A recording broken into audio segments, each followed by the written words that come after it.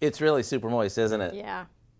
I was going to start off this segment by suggesting that today's recipe for baking cornbread would be ideal for this time of year, since it goes well with a big bowl of chili or a hearty bowl of soup.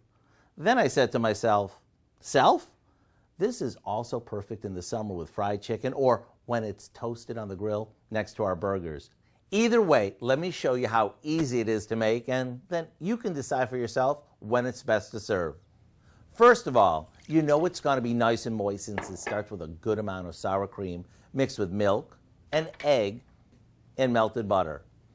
After that's combined, we stir in some yellow cornmeal, flour, sugar,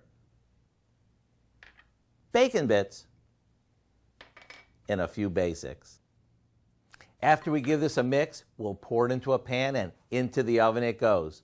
When it passes a toothpick test, it's done. Now it's ready to be slathered with butter, dunked in our chili, or warmed up on the grill. And since it's studded with bacon, you just might make this your new breadbasket staple.